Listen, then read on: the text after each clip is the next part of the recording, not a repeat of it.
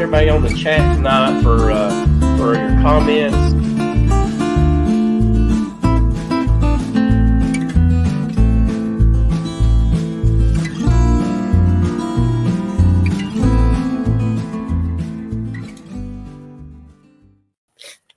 Well, hello, all you fine beekeepers. Welcome to the Bee Connection tonight. I am so glad to be back with y'all. Still fighting a little bit of a cold. Just the sawdust from sawing the pollen trees, playing in the creeks, moving rocks out. So just part of life, and we'll get through that. So, but it is a pleasure to be back with y'all tonight on my channel. I appreciate Tom and Melissa taking the time to do last week's channel, and I did watch that as I got some internet connection and listen to all the bad things they said about me while I wasn't there. So. There's so much. It's just a huge list. You know, I'm on that naughty list for Santa Claus. So, it was really good just hearing everybody talk and just a bunch of beekeepers getting together and having a good time. And that's what it's all about for me. Just a little rundown. Things are starting to turn back to normal here in the mountains of North Carolina. We still do have some roads that are out. Ruth was late to work on Tuesday because part of the road had fell off the highway and she had to go a different route. So still pray for us. We'd appreciate that greatly. We have plenty of food and water. People are still coming by with four-wheelers bringing food to us. So that is a blessing more than you know. Especially, there's still probably, I think it's 17,000 people in Ashe County here that doesn't have power right now. So we just still need those prayers. And again, the community centers are full of food. So most of us can get there to get that. And that's the most important thing. All right, now let's talk about bees. So I had not checked my bees until today. I got in just a little bit, and I had 26 nukes set up for next year to run them through winter, see what I got, and sell some nukes, some quick cash in the spring. So out of those nukes, I've got 6, I think, is all that made it through the storm. And those colonies got knocked over they're in little nuke boxes that I pre-made. They got knocked over, got wet, and I have a mess now. And that's something I'd like to take a little chat about tonight is what do I do with them brood frames and all that stuff. I mean, normally when you have a dead out or something, like, you don't have to really worry about brood being in frames. And I mean, it stinks right now. That bee yard down there really stinks bad. So I've never had that any experience with something like this. Of course, it's not a disease. It's hurt these bees. Can I recover that comb back out and reuse it? The yellow jackets are digging larvae out quite a bit. So that's a plus, even though I hate yellow jackets. But you know, what should I do? Should I go ahead and burn that stuff and be done with it? Should I cut the comb out and keep the frames? I don't know. Any great suggestions, I would definitely appreciate it. Yeah, Keith, I did have chickens, but I've sold all my chickens. That would be a great thing to do with it. So, Joey, have you ever had that problem in a hurricane situation where you have all these dead outs? I have never had to go through that. Okay. I've been fortunate. Never even had one blow over. Right.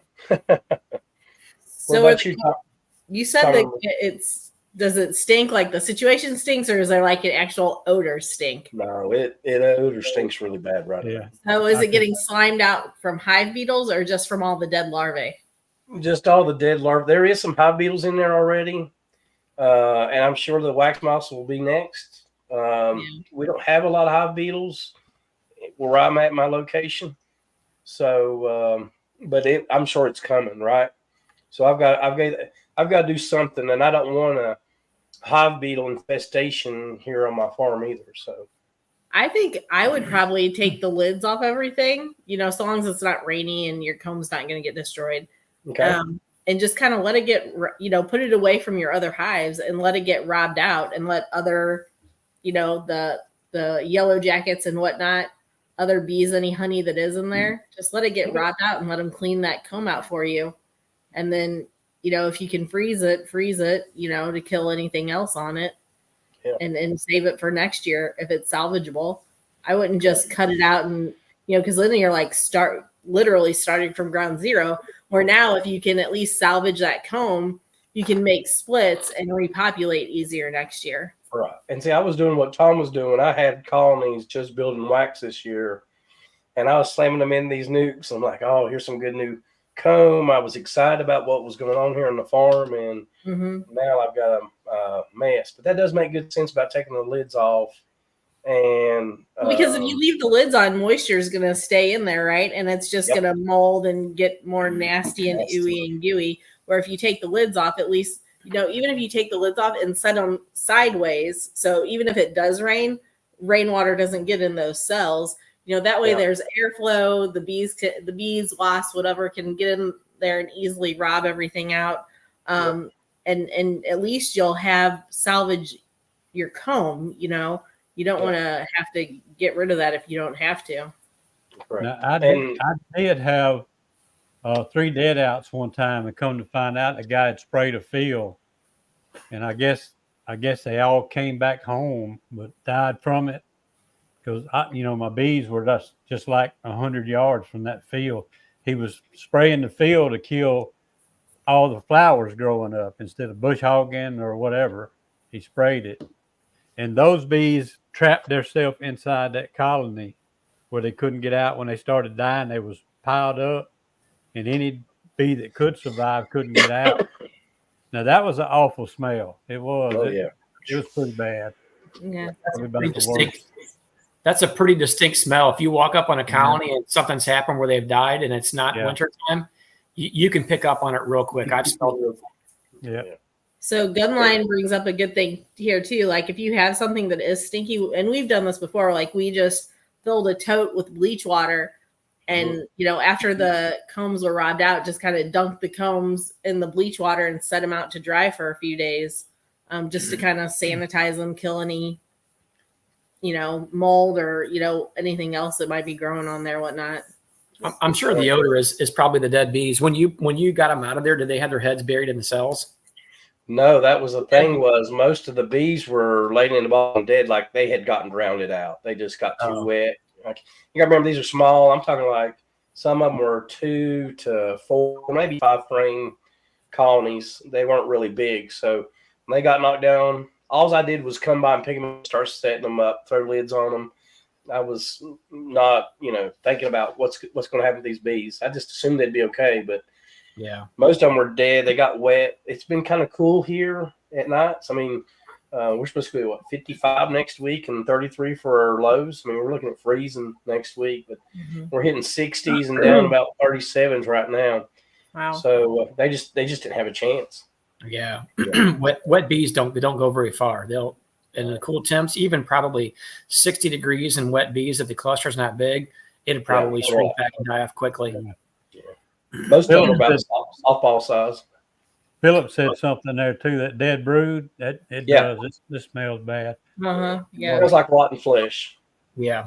Were most of those combs fairly new? Very new. Brand new. I mean, that's what hurt the worst.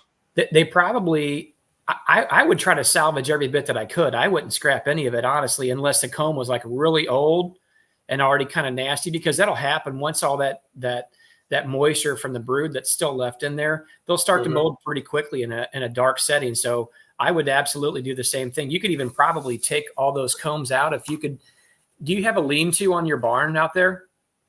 Yeah. Sure do. You know what you could do is make a temporary rack out of a couple cinder blocks and put 2x4s on edge, and then set a whole bunch of them frames. And I would leave at least a good couple inches of space in between them. That way you can get plenty of airflow and even some sunlight through there. Yeah. I've done that a lot. Right now, my 20-foot equipment trailer probably has, I don't even know how many boxes sitting on it, from me shrinking colonies back, taking doubles down to singles, a couple colonies that didn't make it. I shrunk them back, shook some stuff out, just really kind of reduce everything. And I bring it back and I turn it up on end. So that way, if we do get some rain, it's not sitting flat where the cells fill up with water. Turn them up. I mean, they can still get a little bit wet. And then sometimes even if they're a little bit darker combs, pull a couple combs out of it and then space them out a little bit more inside there. And then I just continue to let the bees rob them. And some of those wasp and yellow jackets, which are carnivores, they'll go in there and chew most of that protein out of there. And it'd be less likely that you might see those combs get infested with a whole bunch of wax moths and stuff, because there'd be too much light and then too much airflow in there. I mean, it'll help. I mean, I don't think it'll be a solve all, but I think it'll definitely help it. And then probably freeze what you can, however you can. If you have a good space that is somewhat pest free, that you can put those combs into after you freeze them. Even well, if it's getting freezing at night where he's at already, it might be be fine. You know, well, you're going to need freezing of like a 48-hour stint, not just a couple hours. That's not going to kill anything. If he's going to store it, yeah. So if I was going to store it somewhere, then I would probably try to freeze all those combs. But I don't think that I would throw them away. I think I'd set them out and get some kind of ventilation or airflow in that through there, and then just see what happens. You know, if you find some that just don't look right after that, then at that point you can call them from there. But I mean, if they're brand new combs, the walls probably aren't very thick, and there's probably not a lot of cocoons left in there, which means there's minimal proteins that are left inside the cell walls. So I would try to salvage it. You know, sounds great. Sounds really good. Appreciate that.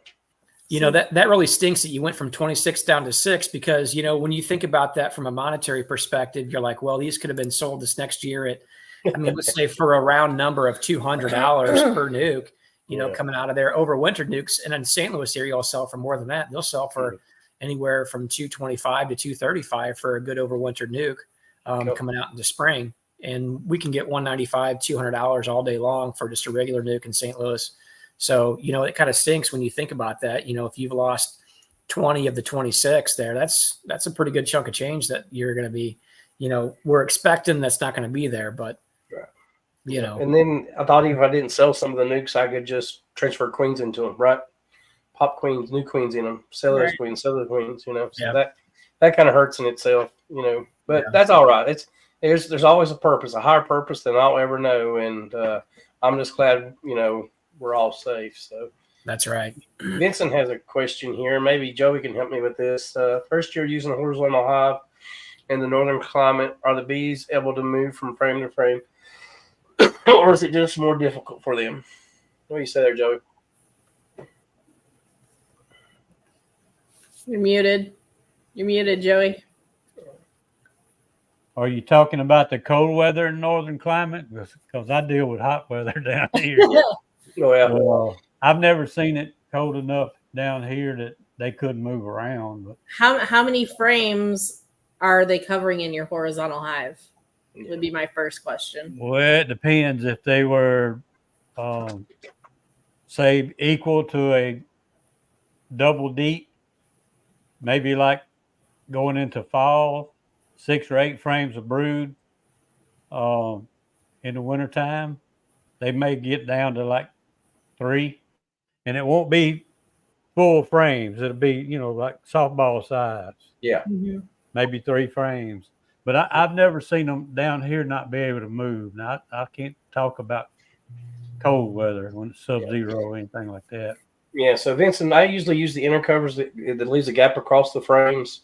So most of the time when you get down to that honey and pollen that's left over on those combs, they just kind of go across the top of that inner cover. So you want an inner cover that's got a little bit of a space on it so they can kind of go across the top. And not only are they getting the chance to get honey, they're also any of that pollen that's left there, they can access that. So if she's wanting to lay a little bit of brood, they have that access as they move across. So like Joey says, you know, about 15 frames, no more than 18 frames is about all they really need to winter out at the deeps. and they should do just fine. You shouldn't have no problem. That's Now, what they. Go ahead, Joey. I will close the fallen board up on them as they Yep. as they dry a frame down. It gets empty. Yep. I'll close them on down. So we here on our horizontals, we usually try to keep them at 10 frames, and we use those as our resources, and we pull resources from them. And they overwinter fine keeping them at 10 frames. You know, just need to make sure that they have those frames packed out with nectar or honey, Yep. you know, Yep. sugar Absolutely. water, whatever you're feeding them for their winter feed. And we've never had any issue with them overwintering. And I will say, just so y'all know, up here, there's been a big thing about the wind has knocked down all of our flowers. Like, so all the goldenrod's gone. As there's some still asters sticking up right now. So the suggestion is in our area, and maybe even to the south where this hurricane's at, if the wind has knocked down all those flowers, go ahead and start feeding some sugar water. It's pretty important for the bees. You really want to get them boosted right now because we ain't got much more time before winter will be here, especially where I'm at. So. Yeah. Yeah. You're probably a little bit before us, even with the elevation that you're sitting at, you know, at the edge of the mountains. Yep. Where is Vincent at? What's He that, Joe? says Ohio. He said I see it. Northeast I see Ohio. Northeast Ohio. I saw it right after I asked you. He's probably experiencing some of the same temperatures you are, Ricky. Yeah, I'd say so right now. Absolutely. You're a little further south. He's a little further north, but you're actually at probably a higher elevation than he is. I was gonna say Tom Mack. He might have some advice being from kind of that area. Yeah. And he posted there. He's in the Ohio area. Yep. Yeah. Ricky, we've never had a lot of problem overwintering in the horizontals that we've gotten from you. Right. I mean, you know, there's a little bit more R value there as well. Not a lot, but with that 2x material. And then you have that buffer of dead airspace in the top of the lid there too. I'm sure that offers a little bit too. We've never really tried to put any type of insulation on any of our colonies. And we're in St. Louis, so we get the best and worst of everything. It can get extremely cold. It can get extremely hot. It can get dry, and it stays pretty humid. So we get really the best of everything, really.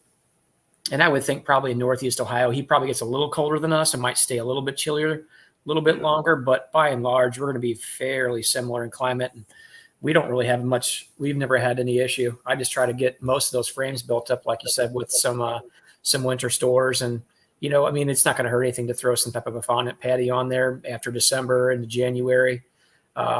You know, what's interesting, and I know everybody doesn't have it, but often I know people say that they use the heft method to heft hives, but, you know, we talked about this at our meeting the other night at the EMBA.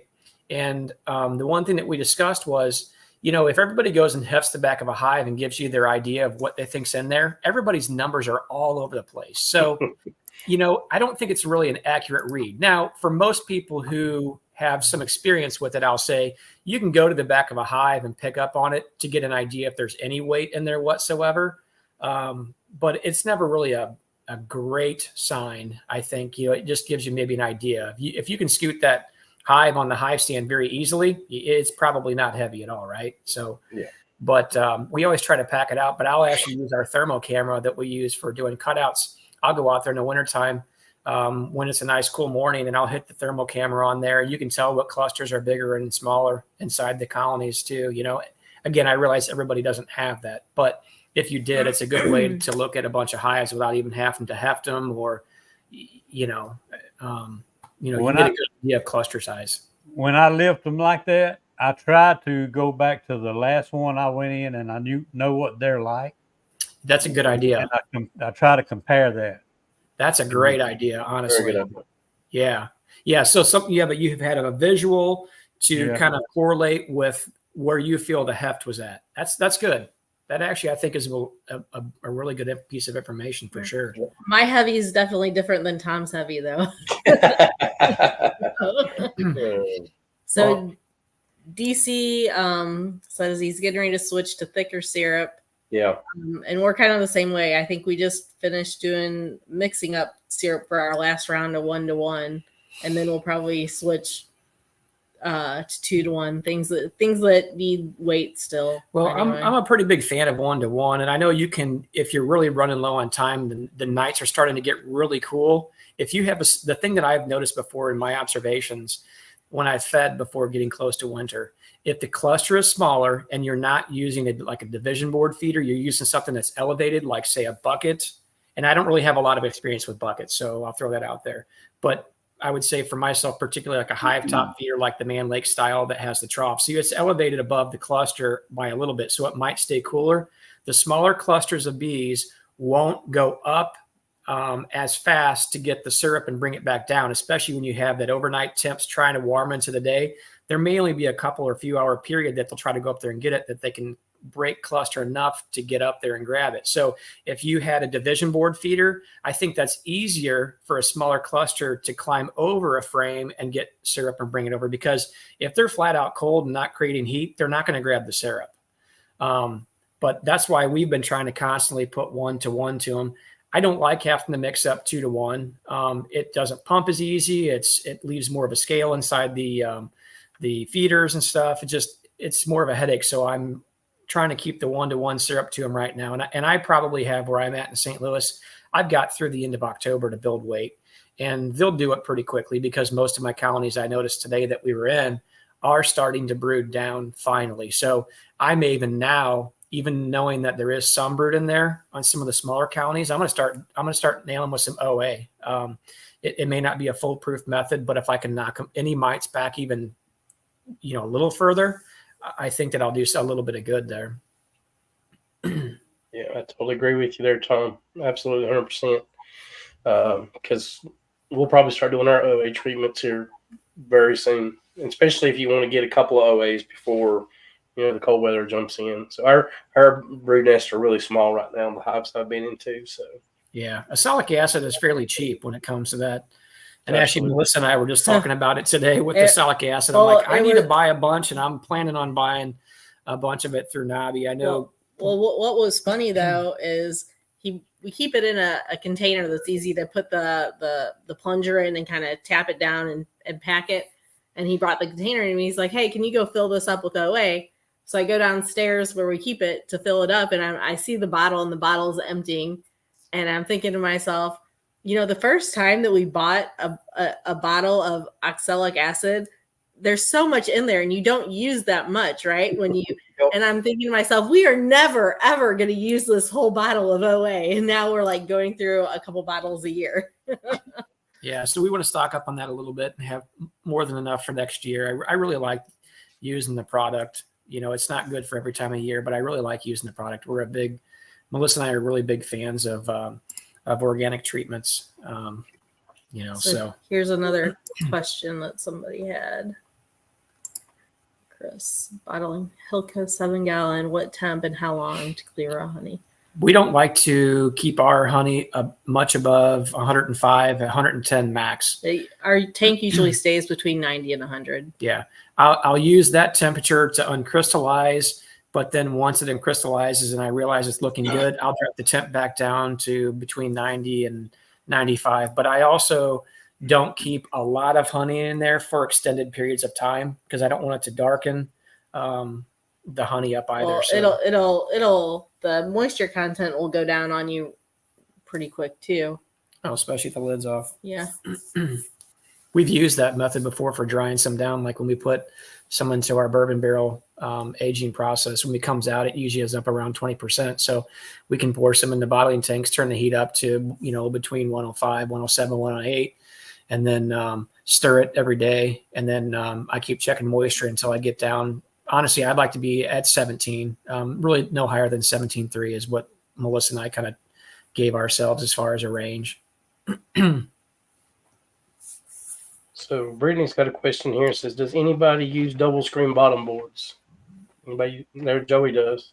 Double screen boards. It ain't necessarily bottom boards, but it's double screen boards. I use them all the time. I noticed that on your last video that I commented to, Joey, were those double screen boards or just a screen bottom board? Oh, which one was which time? It was a recent video that you had. I want to say it was the last video you put out, but I could be mistaken. by if it was. I don't think I got anything on double screen boards right now, but I use them a lot. I use them for splits. I use them for a smaller colony on top of a larger colony for warmth. Yeah, we have a handful of them. Yeah. Tom wants to get some more. Yeah, so I had told Melissa that Bob hadn't put his stuff out yet, and I picked up one this last year just to kind of try out. And I really want to get some more double screen boards. And honestly, I told Melissa, I'm like, there's no reason that I can't use a double screen board if I make a split on it on a colony and use a double screen board on top of an existing hive in the early spring. And then finally they get a well-mated queen in there. I can then split it off and just leave it on that double screen board as a bottom board. And I'm like, I don't need to pull it off, So I'm going to use that kind of for not necessarily a full-time bottom board, but it'll be a makeshift bottom board for a period of time. And I've done a lot of what Bob Benny talks about this a lot too. When you go into a colony that may have already swarmed, that the queen may be gone, but you find a bunch of capped cells, go ahead and split it up right then and put one of those double screen boards on there. And you're either going to get 2 hives, or if one fails and one makes it, later you can pull it back out and you got your double deep back again. Yeah, absolutely. That would be my main use for it, I think. I don't know if Greg was still on here or not, but I think I noticed when I was looking through some of Greg's website today that he had some double screen boards on there made out of the HDO, which is what I was specifically looking for. I'll pay up a little bit more for something that's going to last a long time. Particularly, that's why we were wax dipping our equipment. But I noticed he had 10 frame, but I don't know if he didn't have anything on there for 8 frame, and I have all 8 frame stuff. So I'd be looking for a number of 8 frame HDO bottom boards. So if you're carrying 8 frame, definitely let me know. I don't know specifically how many I want to get, but I'm thinking probably top side of 25 to start. She thinks I'm ridiculous for wanting to use this method, but I've made my mind up, and that's all there is to it. Whatever. Yeah, Tom, I think I've got some for $50 a piece. If you need that many. I know, right? Hey, Ricky, I love you, buddy, but it might be too rich for my blood. I got you. Here, did you see this comment here, Ricky? See, that's awesome. Matt's up by me. So there you go. Ricky, you could come to our workshop in February and pick up some nukes from Matt and Sandy. Yeah, that's a really good time to be moving nukes in February. He could come back in the spring and pick some up. I was trying to hook him first. Oh, that's not a good hook because you can't move him then. I'll be making a couple trips up where it looks like. So, hey, I will tag on to Matt's, and I will give you some of mine too to help replenish your stock. See, now you really got to come out to St. Louis. So if you come to St. Louis, I will send you home with some of our nukes too. That's awesome, man. Sandy. Yeah, Greg, I lost. I had 26 nukes, and it's either 6 or 5 of them was left. That's all I had left after those little nukes got blown down. And I made some little cheap boxes, and you know how that straight line wind is. It just flipped them over like it was nothing. They were everywhere. So I had a mess. So you can answer that.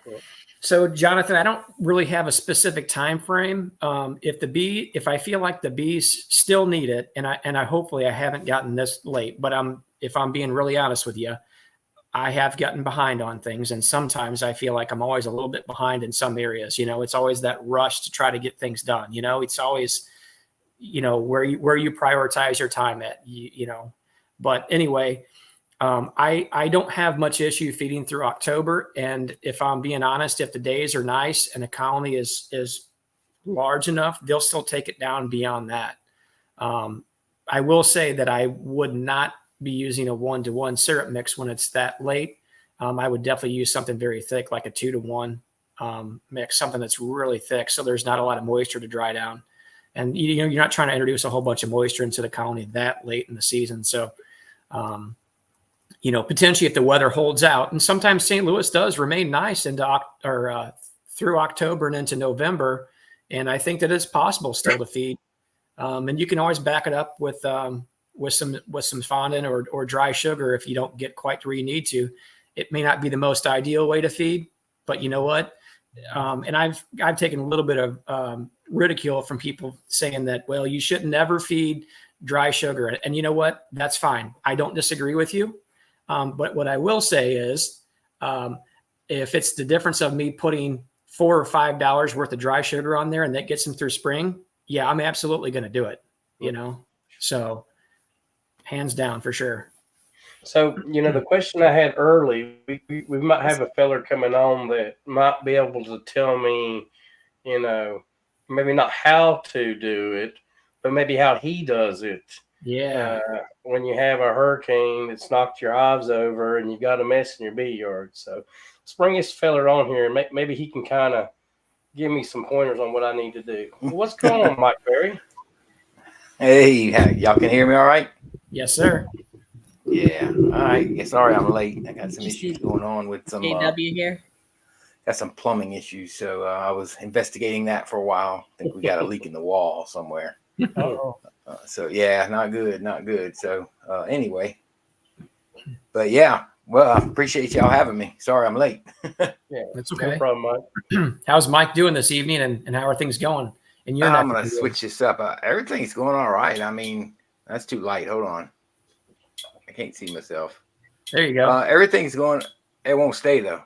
Oh, there we go. No, everything's fine. Bees seem to be doing good. Got all, the three things I got to get done: queens, feed, and mites. And so things seem all right. They're all alive right now, so that's a good thing. So, but we got some great weather.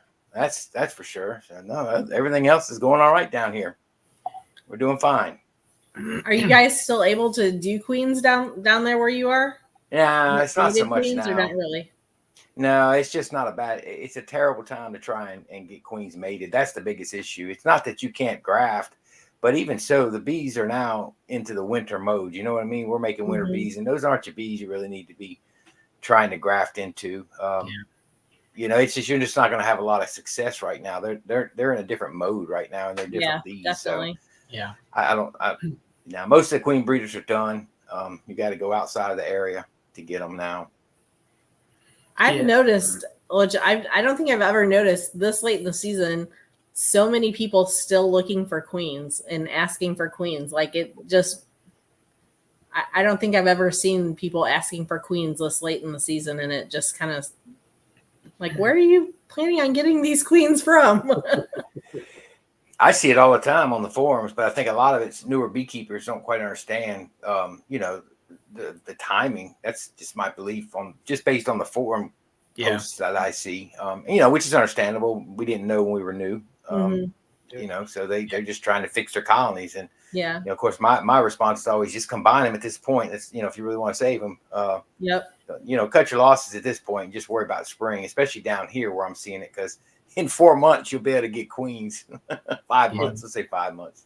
It's easy to grow bees and get them to do what you want them to do in the springtime. When you get past the solstice and beyond that, you fight that uphill battle, and sometimes it's just not worth the shake, That's right. Yeah, and I think it's the solstice is a big deal. Some people dispute that, but I mean, bees know. I mean, God's creation knows. He didn't create them. He didn't create them not to know the weather. That's right. I know we get some weird seasons and we get some things that maybe fool them, but we get fooled too, and we're supposed to be pretty smart by his standard, right?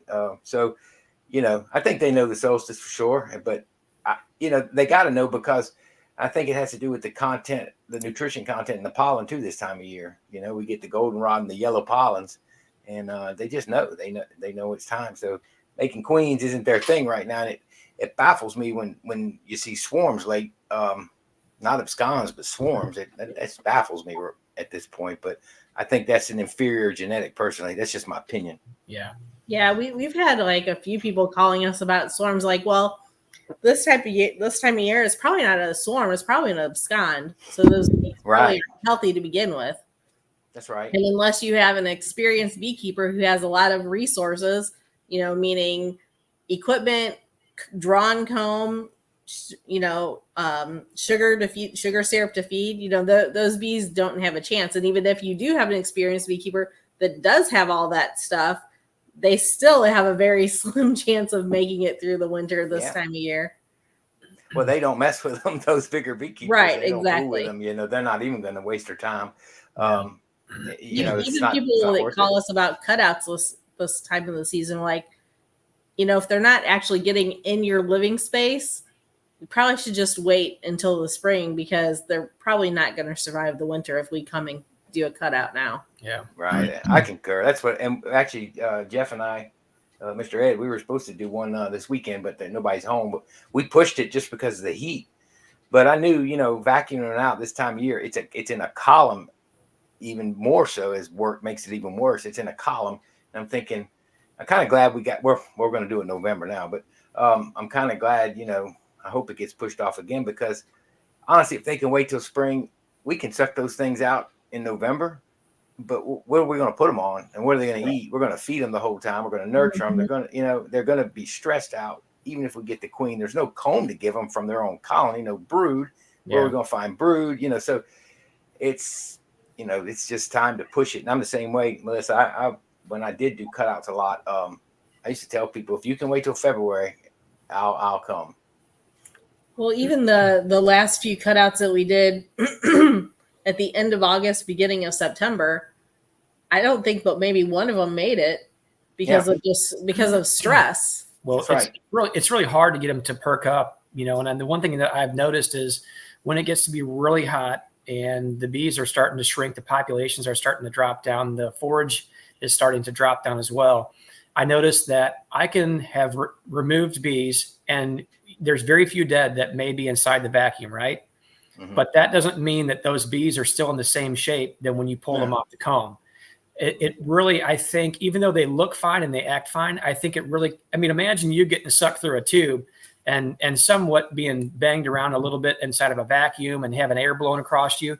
You're not going to be in the same shape as you were just inside your home, So I think it's really hard on them, and that causes a lot of stress. And I've noticed that there'll be very few hive beetles in that colony when I vacuum it and pull the brood out, talking later in the season. I go to frame it up, and I don't frame all of it. We don't usually frame a whole lot of honey, just enough to get them, and I'll put feed on them right away.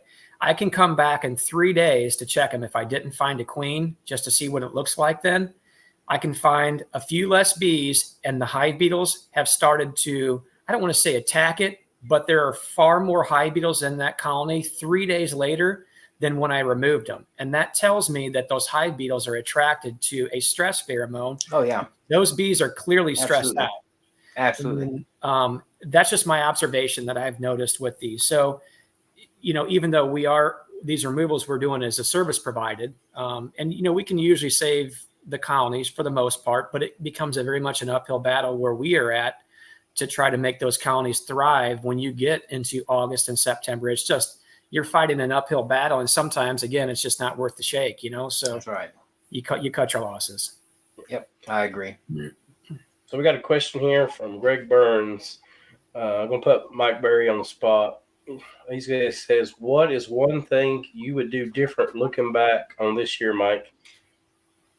Not a whole lot, to be honest with you. It was a good year. It was a good managed year. I think if there was anything I could do is try to spend more time inspecting weekly as far as population, keeping the brood down, where I would have prevented some swarms, because I had a lot of swarms. And I know a lot of people say we had a lot of swarms. I could have prevented my swarms and built more nukes. If I could do anything different, that would be what I do. But other than that, I wouldn't, because it's like about 4 years ago, I switched to making I used to do walkaway splits, and those are great splits. And I don't buy the whole argument of emergency queens being inferior all the time. There are some inferior queens, I agree, but I made great splits off of those. But the problem was I couldn't produce the honey I wanted to produce in the amount of hives, because I'm trying to squeeze a lot of honey out of 30 to 40 hives. And when I started using queen cells and gained myself 2 weeks on my timing, man, I really did good. Well, it seems like outside of having some queen issues with grafting, which we think was the yellow jasmine, I think they recovered from my queen crisis that I had, because everything happened so early. and really did good on the honey. I mean, maximized what I had for the amount of nectar out there. So this year actually was a banner year for me as far as management and how it worked out. I was disappointed with the swarms. I could have done better, but I mean, a job's a job. You just don't, you know, when you get home from work all day in the heat, you just don't want to come out and work hives and go through them all. And when you only have Saturday, well, you just can't get to it all. Yep. So, you know, I can't say that I really do a lot different this year. This past year, it was a banner year. It did good for me.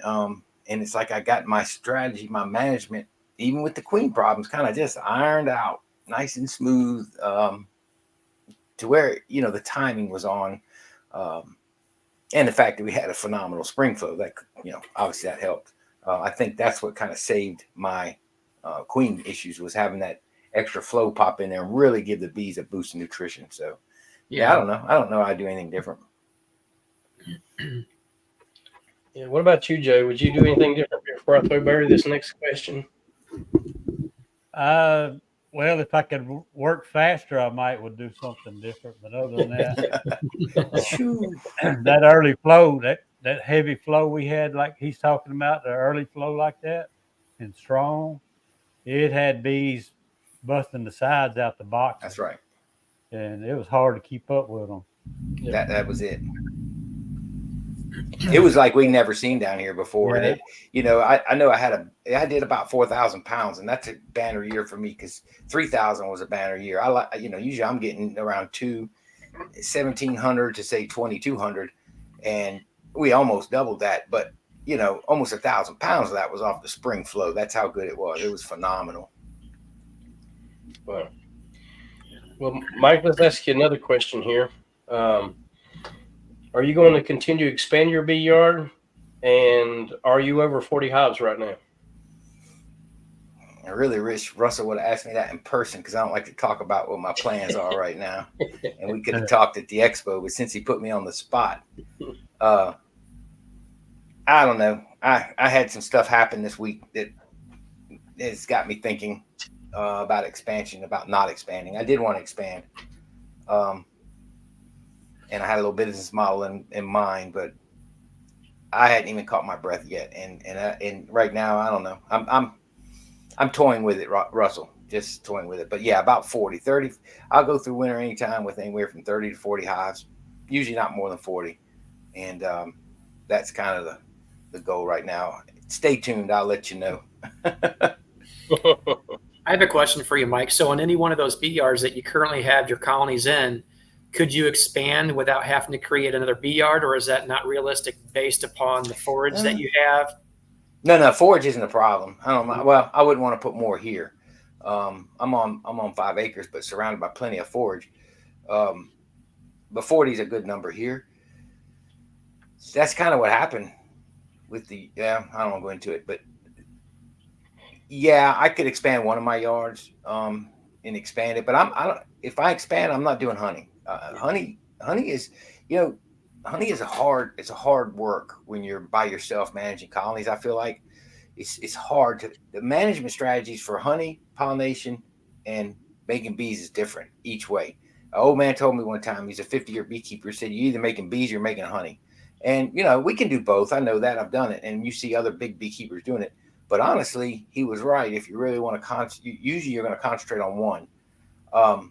And man, to manage for honey is so much work by yourself, making sure, you know, you're managing major swarm control. You're not splitting down too hard, but you're splitting down. You're making them, you got to peak them just right for your flow. Then the flow changes on you because the weather changes or you have a drought.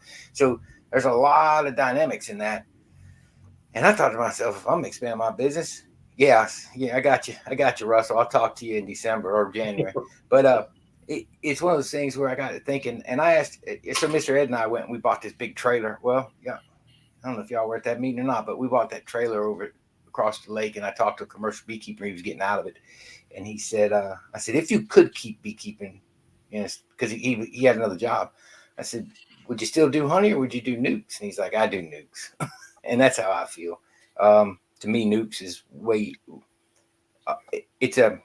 it's easier to manage my time with nukes, I feel like, and control swarming, control the bees, grow them. You can grow the bees as big as you want, and you don't have to worry about it because you're just making bees, and that's what your goal is. And you're always going to have honey. So yeah, I don't. Mm-mm.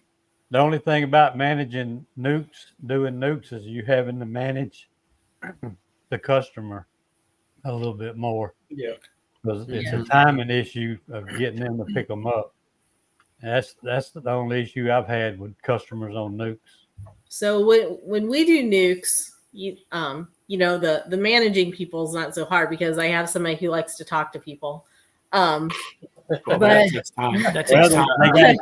They got to show up to get them. That's the so. thing. But we actually have had really good luck so far. We usually set a set of dates, and you have to call and reserve your time to come pick up your nuke.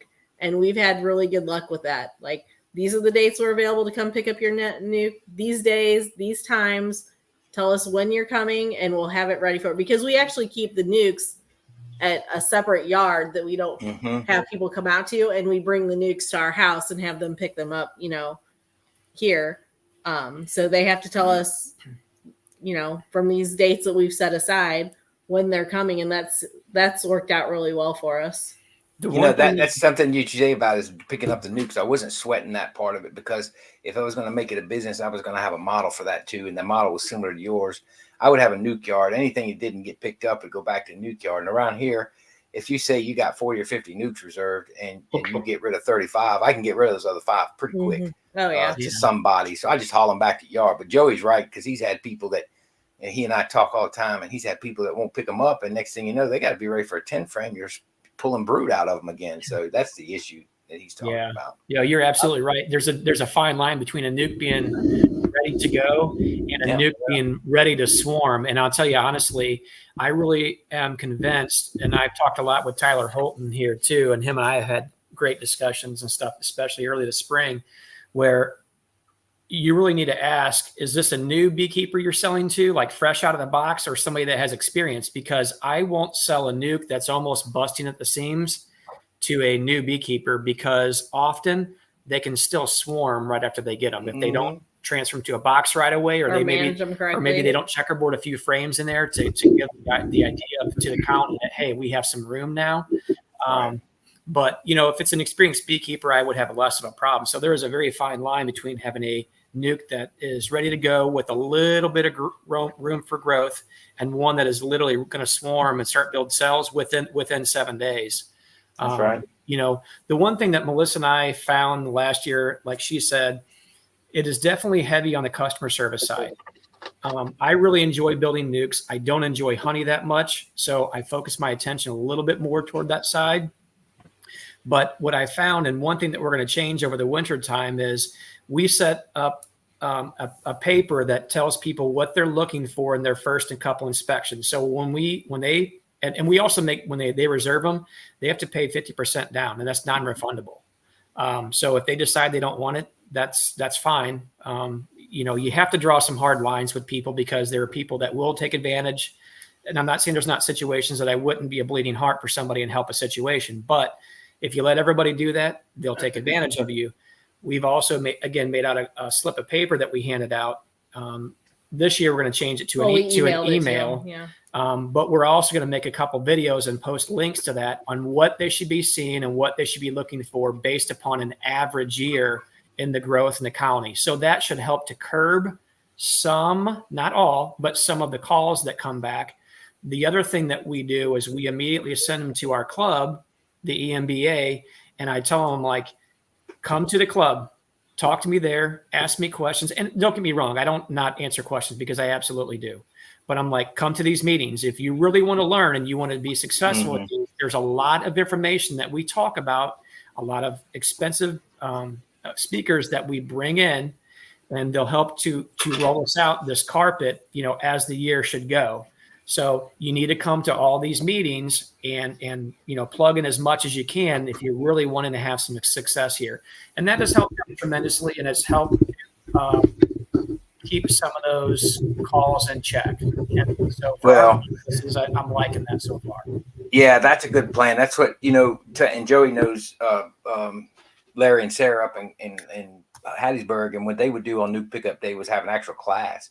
Yeah. And my goal was hopefully to retire and be able to do some more bees and be able to sell nukes, but to do, and inspired from Greg's Learning Yard, as well as looking at what Larry and Sarah do, I would want to have a teaching thing for them for pickups. And that's for anybody that just wants it. Yep. But you're always going to have those that are bound and determined to start bees without learning. And those people frustrate me the most, and I will not mentor them. If they don't want to at least participate in the meetings, come over and help with some hives, maybe, you know what I mean? Yeah. As a mentor, I won't do that with them. But you're always going to have them, and they don't care. They've read a couple. They watched YouTube, and they're ready to keep bees. And YouTube is the most dangerous place to learn. Yeah. Well, here's what was happening to me, and it happened last year and this year. It's beekeepers that's bought from me before. It's not their first year, probably third or fourth. And 3 different people last year and 3 different people this year I'd tell them, they asked me when they're going to be ready. I'd say around the middle of April. I could have them earlier, but I say around the middle of April. And the reason is I like for my queens, when I'm selling that nuke, I like for her babies to be emerging then. Mm-hmm. I don't like to have one laying and just getting capped, and that's it. I'm going to sell them. I like for them to be ready to emerge. And I always tell them around the 15th of April. Well, I get text 2 or 3 times. Just getting an update on the nukes. I said, around the 15th of April, I'll let you know, give or take a couple of days. 3 different people, 2 different years. When I call them, it might be April 14th. It might be April 15th. I text them and said, your bees are ready. I'm out of town right now. I can't come get them. I can't come get them till next week. Guess what? That nuke is fixing to get sold to somebody else or split. Yeah. Or split, because a lot of them I raise in 10-frame box, and I've got plastic on each side of those 5 frames, and they're already drawing comb out for me. And I'll just come in there. If they tell me I can't be there next week, that middle frame of bees is fixing to come out of there. I'm fixing to split them again, or either pass them on to the next guy, But 3 different customers, 3 different times, the same thing. And it gets a little aggravating. Now, I know some of these guys out there selling probably got 30 people doing that to them all the time. Yeah. We had one this year do that. I'm going to start doing the non-refundable deposits too. Well, that makes people a little bit more accountable, You really hate to do that. I'm more of a handshake agreement guy, but unfortunately, being in a landscaping business for 25 years has taught me that just unfortunately doesn't work. You're going to create a lot of problems and headaches for yourself if you do that. And I'd like to transfer the nukes I sell into their equipment, but I like for them to bring new equipment. I don't want them bringing some old equipment to my bee yard. Yeah. But, I like to transfer them right there where they can see what everything looks like, and I see that they saw it. And I can tell what kind of beekeeper they are when we're doing that. I can pretty much get a handle on what they're like. But I like for them to even see the queen, if possible. You can tell if they're a bad beekeeper and they're going to roll that queen first and they open that box, right? Yeah. You watch them roll 50 bees as they come out and they all pop off the frames. It's like, this is going to be a hard road for you.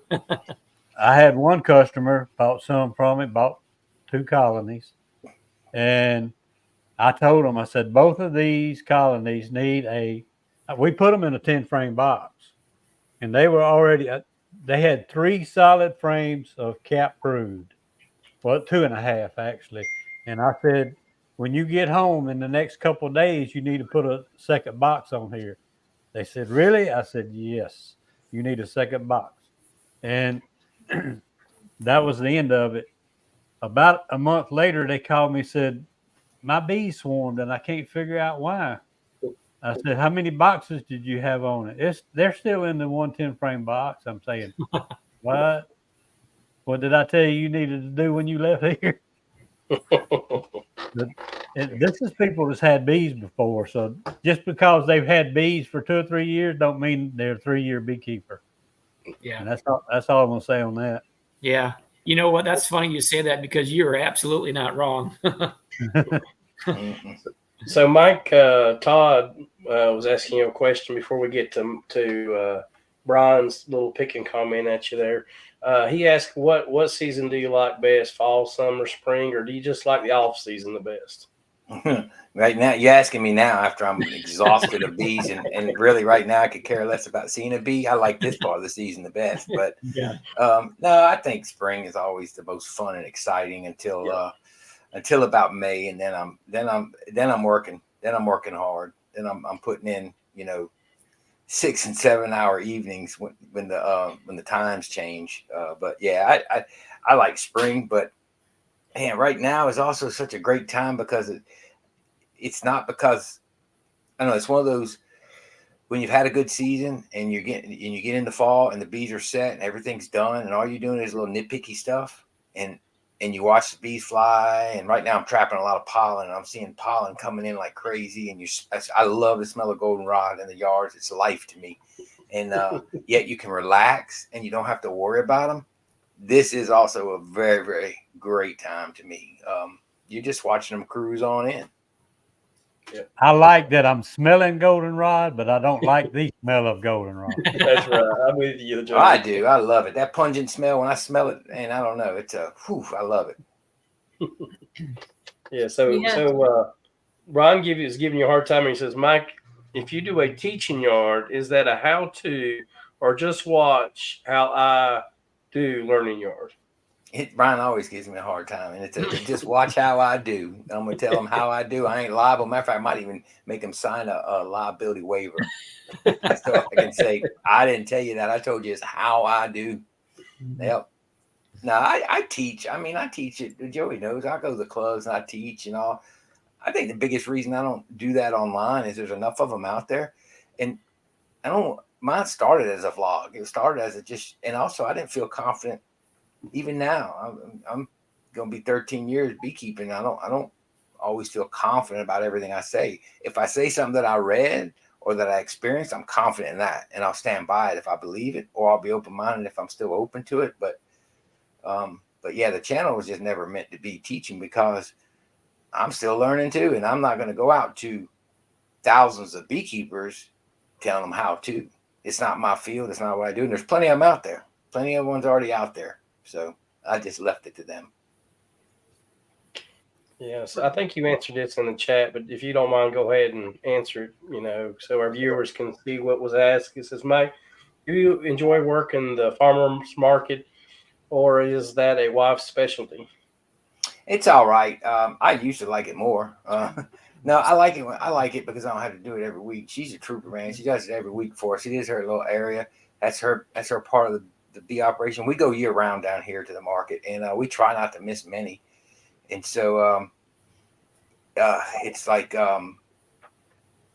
once I get there, I enjoy it. I'm having a good time then. And I like talking to people and teaching. So I have a good time doing it. But after you do it week after week after week, it does get to be a chore. So I got to relieve her too, because I know it's killing her sometimes to be out there every Saturday. But she's kind of got it down pat. She's got a system, and we do well. So awesome. So here's a question from DC. Says, Mike, do you sell pollen? Most beekeepers don't, it seems. I do, and I can when I can. I've never been serious about it though. I've only sold it 2 different times. This is going to be my 3rd year selling it, and the first year wasn't much. It went fast. It was just like a test year. So let me see what this stuff does, and it was gone. Like it was gone in 2 markets. Boom, and a couple of those Don Bearden got from me. I stopped on. That's when I first met Don Bearden. I met him on the side of I-65. Oh wow! And he told me meet him in the exit. It was freezing, man. We were out there. We were on the way to I don't forget where we were going. It was cold though, and he bought 2 of them. But then the next year I did it. I trapped a lot, and I sold it and so well. And I thought this is another, this is another income here. Let's do this. And so this year I just put the traps on a little bit longer, and matter of fact, I pulled some out today and did a real short video to splice in somewhere. And they're pulling in some pollen right now. So I think next year I want to, it depends. Like I said, there's some things change this week, but I wanted to next year. My plan was to kind of concentrate on dedicating some colonies to pollen because it sells fast down here. And I dry it and I put it in them little jars, just little jars. How do I you sell clean for it? $8. How do you clean So that's a pain. So what I do after I freeze it, I dry it in a dehydrator, and then I take the dry stuff, and I've got a little plastic, like shoe box type of plastic box looking like thing, and I got a hole in the top. I got a hole in the side for a hair dryer, and a hole out the back side, and I drop it through there.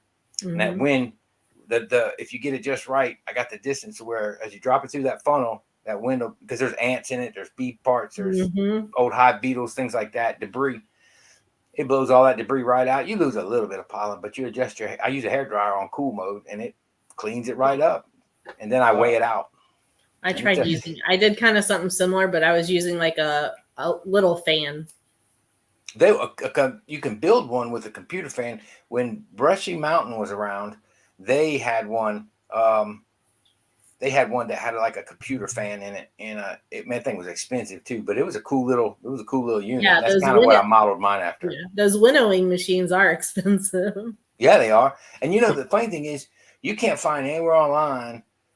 There are people show you. There's like one guy I've seen show you how to do pollen, and it's hard to find stuff on pollen. I think it was I got the idea from Gus Mitchell. Is that his name?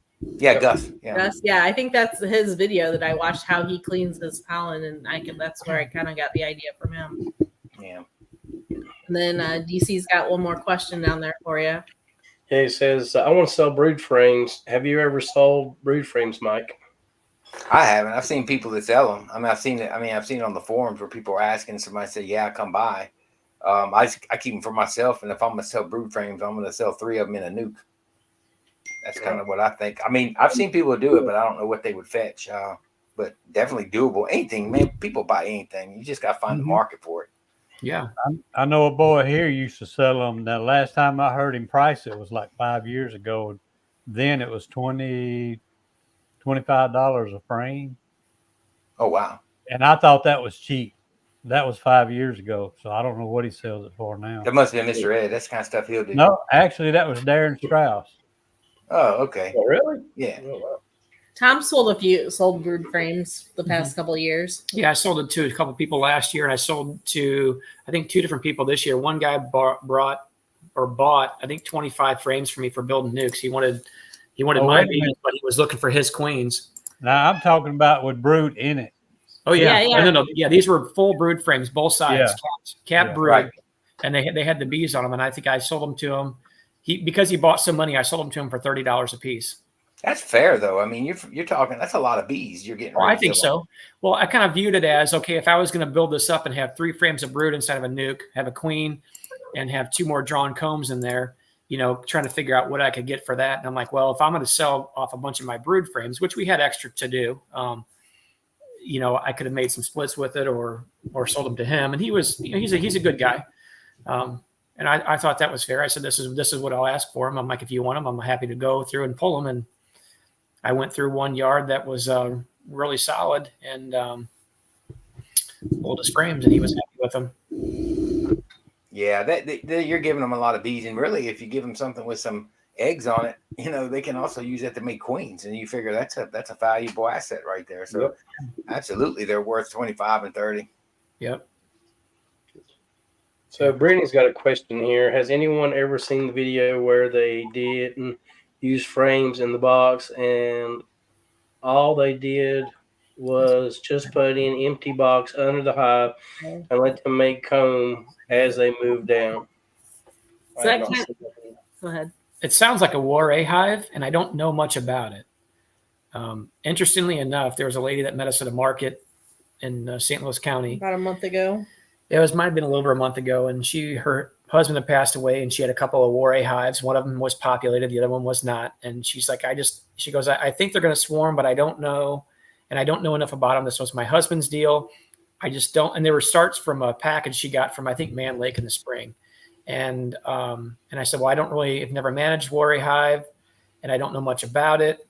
And I said, I'm not really looking to put one in my operation, but she said, well, I just want all the stuff she wanted to give away. And I'm like, okay. So ironically enough, one of them was empty, and Jonathan, I think he's still on here, wanted to use that in the teaching yard. And I'm like, you know what?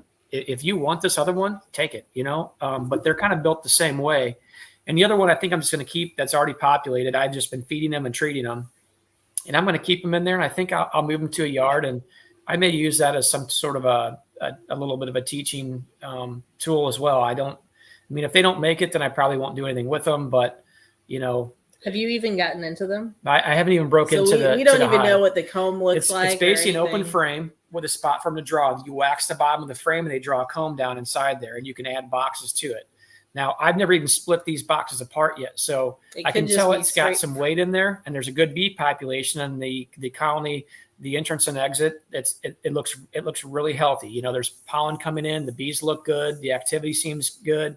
The weight seems good on it. And again, I've been using oxalic acid running every 3 to 4 days, using the same method that me and Dennis Cruz talked about when I was down in Florida. Well, Melanie says the water. You see what Melanie just said? Uh-huh. That's what I was thinking. They do the Japanese. The Japanese put an empty box underneath it. They're Japanese bees too. Now they're different honeybees, but they're honeybees. They build that box under and they build from the bottom and they keep building comb all by themselves. And then when they cut it, they got this little lifter. It lifts the whole stack up and they run wire between the boxes to cut it. Okay. And they pull the boxes back out from underneath, and it's pretty neat. You can look them up. There's a young lady and I don't know if it's her boyfriend or husband, and they do Japanese bees, and she's on YouTube. And it unfortunately it's all in Japanese, but it's a cool channel to watch how they do that. That's interesting. I thought they actually put a little top bar on each box. Well, that's what I was thinking. They do. It was just like a top bar, not an actual frame. No, the Japanese have but it's not a top bar. It's a piece of wood. It's slatted wood. They put between them. They put it on top, but they actually let them build the combs between the boxes. So when they cut them, they use it's like a piano wire, and they cut through that thing, and then they lift that thing with it's like a hive lifter. It lifts the whole stack up and they pull them out. It's pretty neat. You can watch the video. It's pretty neat. I want to get some of that. They say that Japanese honey actually tastes very different than normal honey. I don't know what that's about, but it's what they say. Interesting. It said it's on the internet, so it's got to be real. That's right. 100% that's on the internet is completely spot on. Well, it'll be interesting in the spring when we open this hive up, to say the least, because we really have no idea what to expect. Yeah, I really didn't want to tear it apart right now. It'd be too much stress on them, so I'm just going to let them go. Just keep treating them with OA. This is the time to just leave bees alone. Really is. It just I hate even going in them. This man, you roll a queen and don't know you rolled her, and you put it back together, and it's done. And you think it got killed by mites. You think it got killed by this or whatever. You don't know what it got. Well, by mine, it got killed because she couldn't go out and get mated, or she didn't even make, and that's like darn. So I stay away from them, man. I go enjoy them, man. Look at them. I'll go in some weak ones and see what I need to see. Put it right back together carefully, but that's it. JW's got some ORAs he wants to give away. There you go. Yep. JW, have you had bees in those in the past? I'd like to hear about your story with that. I know absolutely nothing about a warrior hive, and apparently I have one. So 2. Well, one's going to Jonathan. One Jonathan's getting. Yeah. So. Ricky, where's your wife at? She's actually working second shift right now. So it's been a little rough because I'm having to watch Amber and take her to ball games and practices and stuff. So that's really cut down my bee time, not including the horizontal business. And it's just it's a mess, to be honest with you, Mike. So how about your work? I mean, you still is your work open back up or? Yeah, we GE opened back up and about middle of last week. And, I really just want to be out helping people, and just getting out and helping with trees, helping with bees. People who had bees knocked over, we went and helped people get those. And, we actually moved some hives right before the water got up. And we thought we moved them far enough, 150 feet up the bank, about 6 feet up, and they got washed away. So, I heard you the other night. I was on while you came on. I happened to be up that night, and I just hated it for you. I for whatever reason, I did not realize you lived up there.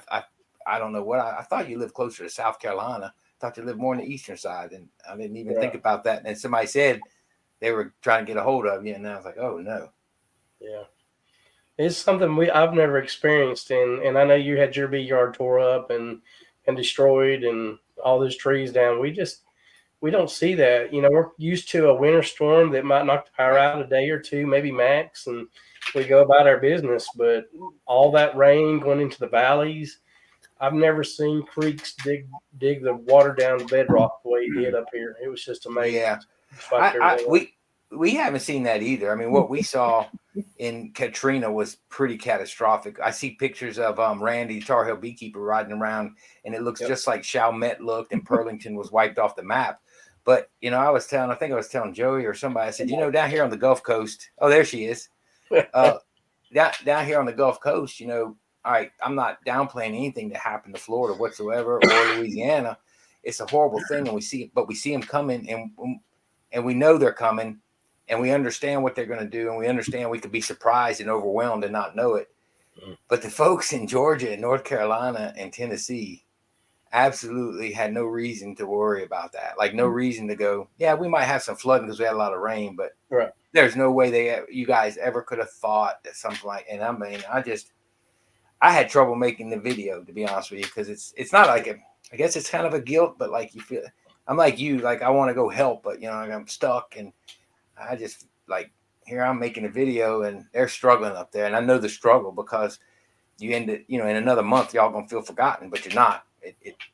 I remember in Katrina sitting there 3 weeks without power, going, man, nobody knows we're here anymore, and it's I know, man, it's a tough thing, and my heart is broke over all that. It just really is. Yeah, I appreciate that much.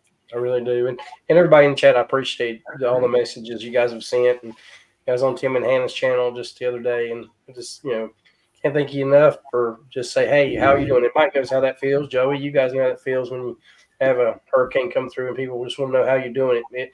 It uplifts you quite a bit. So yeah, I wanted, and I wanted to tell Randy, I'm going to get on the Facebook because I don't have his number, and I want to let him know, because he was, you could hear in his voice going, we're never going to, be the same. And you know what? Yeah, you will. You'll get there, and it'll be back. But it's going to take years, and it's going to take time. The whole eating elephant a bite at a time thing. And I can go down to Pearlington now, and I can see still some old slabs and stuff. But if you go through Bay St. Louis, Mississippi, Gulfport, all that, it's all back. You know what I mean? Like, it's not back like it was. It's different, but they make it back. You make it back because you're resilient. People are resilient, and so just reassure you guys that just keep taking that bite of the elephant each day, and go help when you can help. Do your job when you got to do your job. Build your bees when you can build your bees. But you know what? Thank God your family's intact, and thank God your house is intact. First family, then your house, and then anything else. Oh well, we'll get through it. That's right, Mike. You hit the nail on the head. I feel the same exact way. So, yeah, I didn't see Randy on here tonight. I hope he's okay. I've commented on some of his Facebook page, but I haven't seen him on here tonight. So hopefully he's okay. I tell you what I used to have to go through. It took me a while to get used to it, but every storm, I worked 27 years at that correctional facility, and my number one priority was before the storm come, I was to be at work. And that's where I was at till the storm was over and everything was put back together. And like during Katrina, we lost all contact with everybody. We had to have no power, no cell service. Anybody that was on any kind of water service, they didn't even have water because all the trees uprooted the water. All the trees uprooted phone lines. Either knocked phone lines down off the poles or either uprooted phone lines that were under the ground. And I had to go through Katrina, watch the place get tore up, put everything. We had fences. At that prison, we had fences laying on the ground. And me and my crew went around putting fences back up and welding them back together. I was there at least 12 hours after Katrina was gone. And I never heard from my family. And then when I got almost home, there's a bridge. Mike knows where it's at. There's a bridge about 100 yards from my driveway, 150 yards. I got to that point, and that's where the crews that was going through cleaning trees up, had made it in 12 hours, just cutting trees out the road, one lane where you could get through.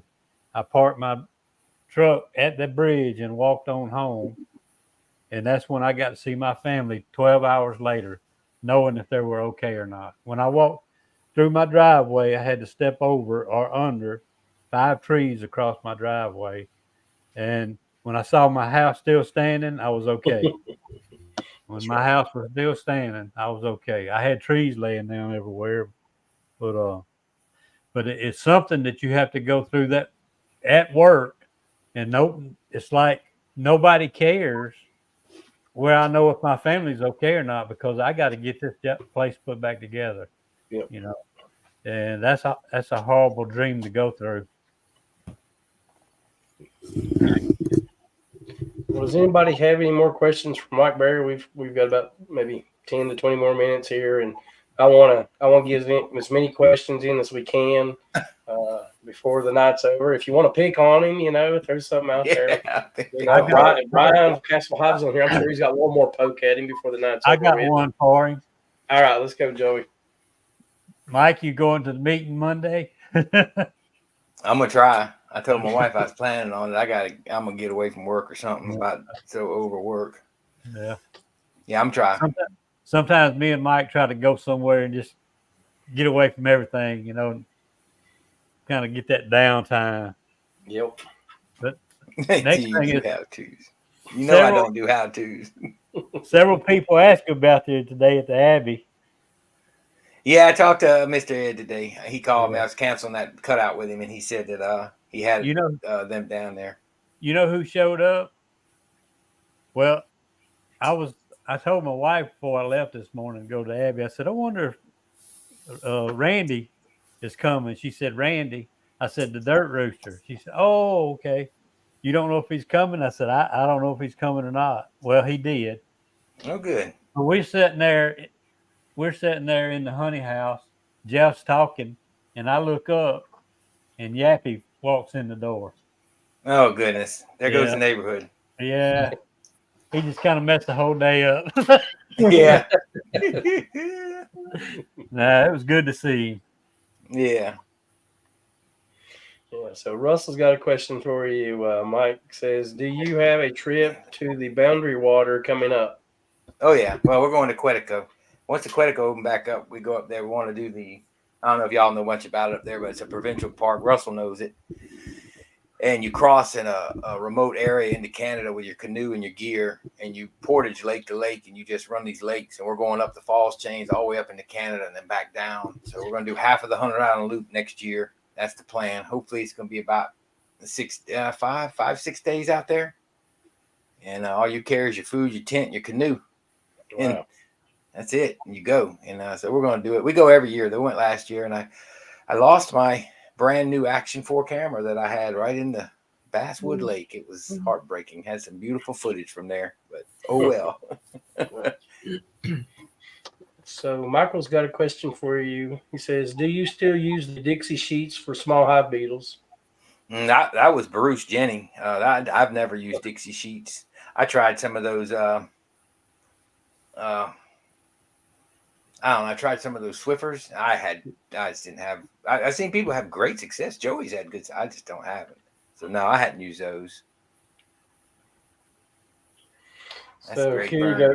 Yeah, it says if you could start completely different type of YT channel, YouTube channel, what would that be? I wouldn't start another one. I wouldn't. No, I mean that with all sincerity.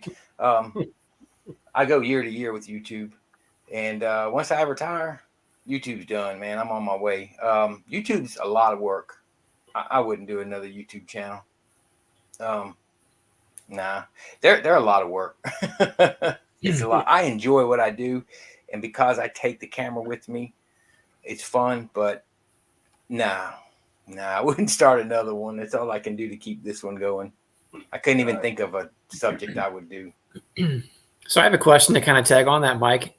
What made you decide or want to actually start a YouTube channel? What was the draw, or what was the well? So I was I was out in a bee yard, and it was August, and it was hot, and I was sweaty, and I was in my suit, and I had one of those monster hives that was like 5 supers tall, and I was pulling the super off. And you know, when you're at the market, and people always tell you, "Oh, I'm getting bees. I'm getting bees. Oh, you got bees? Yeah, I'm gonna get bees one day." And you know, you just think, you know, y'all know how much work it is, especially now. You know, I mean, in the 70s, it may not have been quite as much with the pests not there, but I was lifting those things and I said, this is what people need to see. They need to see this. So I shot a video, and literally on that very first one, I remember saying, I'm not doing a how-to video. I'm just showing you what it's really like in the bee yard.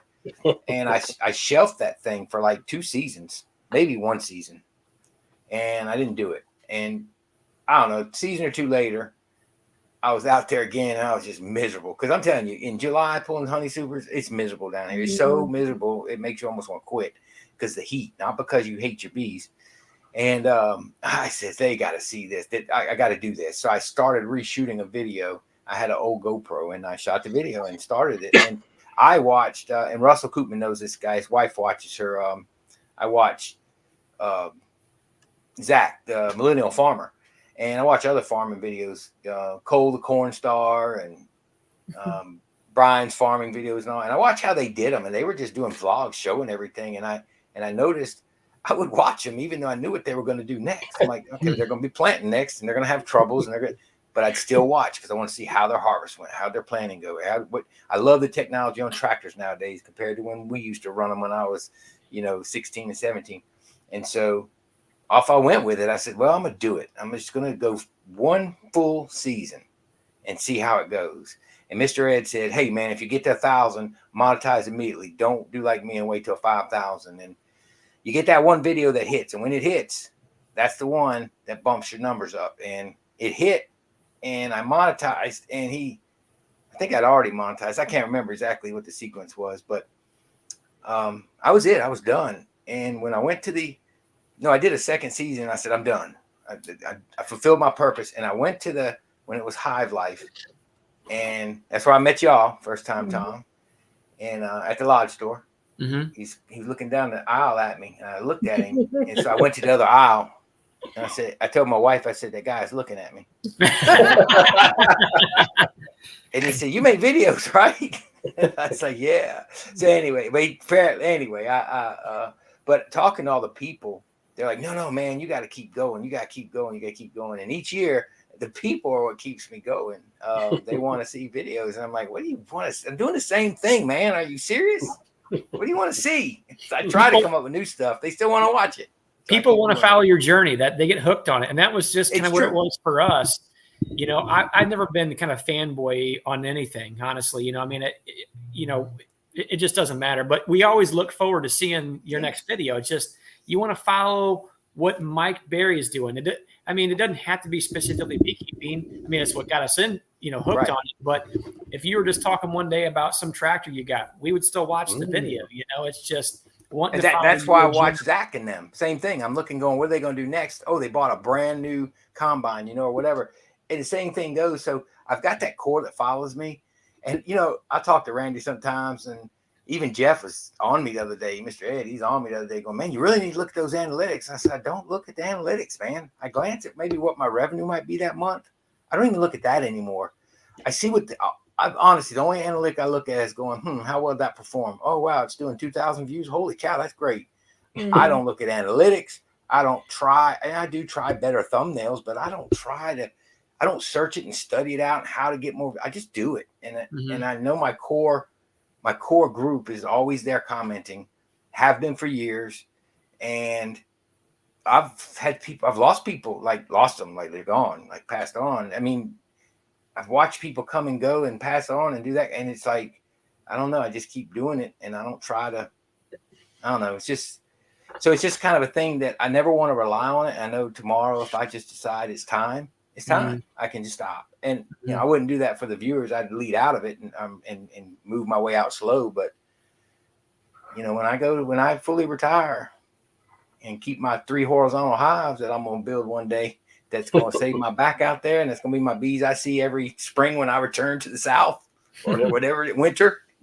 There ain't going to be no YouTube most likely. I always think it's interesting following you guys from the South and even a couple people that are up north, just understanding how the season is progressing. You know, you guys are pretty far south from us. You know, what's happening in your yard is exactly what's happening in my yard. You know, there can be a big difference in time. So just seeing what has happened, it's like, okay, if Mike is experiencing this in the early spring, okay, we're getting ready because we're not that far behind them. You know, we need to start getting things prepped. The bees are doing this, that, and the other. They're seeing swarms. Okay. You know, and it helps us prepare for that. So, you know, we're about a month behind them, probably. What did Stacy tell us? Jeff at the meeting that time, Stacy told us, I want to say like 1 day for, was it 1 day for every 100 miles or something like that? Yeah. The way the green line almost count. Yep. Yeah, something like that. So New Orleans, even down there, they're 2 weeks, and you know they're 2 weeks, and they're on their way down, way down south. And you know, it's funny. I saw what Russell said about covered in snow when one worried about swarming. Honestly, that's when I get my most views is the guys needing to fix up north. I get northern beekeepers, like our views are skyrocketing, and they're like, "Hey man, let's go and look at you. I can't even get out the house. I'm shoveling snow." And I'm like, I'm sweating out there with nectar coming in going, I got to split them. They're going to swarm. Joey knows. Yep, Joey knows. At least you were splitting them. I was getting them out of the trees. Yeah, that's true. This year you were ahead of me on those. I went out one day this year swarming. I just couldn't keep up because of the job. And I walk out the door and I hear some in there and I look up right out the back of my house. I'm like, oh, that's from next door. And I walked over and I seen another swarm flying the other direction. And then I heard a third one. And I just come from somewhere, pulled up, saw all those 3 swarms. I was going to go out and work bees. I threw my arms up that Saturday and said, I'm going in and watch TV. And they were huge, man. They were huge. And all my swarms went high this year. Huge. There were several times in late June and July I saw swarms in trees. I just turned around and walked away. I said, if I don't tell nobody, they don't know about it. Yeah. It didn't happen. That's right. That's why I tell people, I said, don't look up and you don't have swarms. It's that simple. Yeah. Don't look up and don't look to the side at any of those. Yeah. Now I will look to the side because if I can get them, I'm gonna get them. But you're right. I try to. Sometimes I won't even look to the side, Melissa. I look straight ahead at them. Just put blinders on. I do, and I'm like, I don't want to put AirPods in where you can't hear them. You had to put the AirPods in.